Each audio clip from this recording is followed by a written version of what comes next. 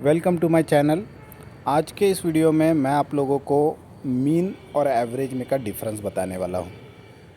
वैसे तो बहुत बार हमें ऐसे लगता है कि मीन और एवरेज दोनों भी सेम ही है, बट ऐसा नहीं है। See, every mean is a average, but every average is not a mean. तो चलिए इसको समझते हैं। यहाँ पर मैंने दो एग्ज़ाम्पल दिए हैं। जैसे पहले एग्ज़ाम्पल में हमारे सामने एक लिस्ट है और जिसमें हमने उस लिस्ट का मीन निकाला है। तो जब भी हम कोई मीन कैलकुलेट करते हैं तो मीन बेसिकली हम उन सभी नंबर्स को ऐड करके डिवाइड बाय टोटल जो उसका काउंट होता है नंबर का, उससे डिवाइड करते हैं तो हमको मीन मिल जाता है। अब जैसे हमने देखा कि every mean is a average, her mean एक एवरेज है ही, बट हर एवरेज एक मीन नहीं है। अब नीचे मैंने सेकेंड एग्जांपल में और एक लिस्ट यहाँ पर दी है, वहाँ पर भी मीन उस लिस्ट का कैलकुलेट किया गया है जो कि आया है 91.43। तो ये भी एक तरह का एवरेज ही है। बट अगर हम फर्स्ट लिस्ट का मीडियन या मोड निकालेंगे तो वो भी एग्जैक्टली सिमिलर ही आएगा, because the list is sorted. तो इस केस में मीन, मीडियन, मोड ये सभी के सभी हम बोल सकते हैं एवरेज है। बट अगर मैं सेकेंड लिस्ट की बात करूँ तो यहाँ पर मीडियन और मोड अगर मैं कैलकुलेट करूँगा तो that value will be different.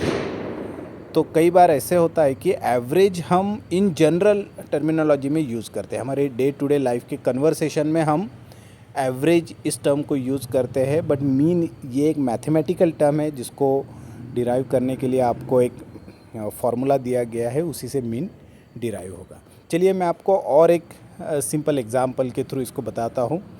मान लो अगर आपको आपके घर के आसपास जो कोई 10-20 लोग रहते हैं उनकी एवरेज सैलरी कैलकुलेट करनी है। तो बेसिकली आप क्या करोगे, उन 10 के 10 लोगों की सैलरी को कलेक्ट करोगे, हर एक की सैलरी को लोगे, सम करोगे और डिवाइड बाय 10 करोगे तो आपको एवरेज सैलरी मिल जाएगी।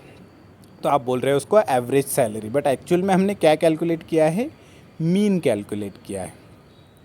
बट इसी एग्ज़ाम्पल में सपोज़ ऐसे हो जाता है कि आपके जो नेबर्स है उनमें कोई एक नेबर बहुत ही रिच है, बहुत बिजनेसमैन है और उसकी salary as compare to 9 people बहुत ही ज़्यादा है।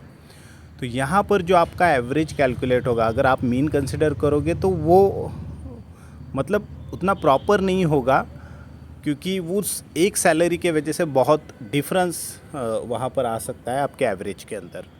तो वहाँ पर एवरेज जो 9 लोग हैं जो जिसकी फ्रीक्वेंसी ज़्यादा है उनको कंसिडर करके निकाला गया है, जिसको हम मीडियन या फिर मोड के द्वारा कैलकुलेट करते हैं, तो उसे हम एवरेज कह सकते हैं।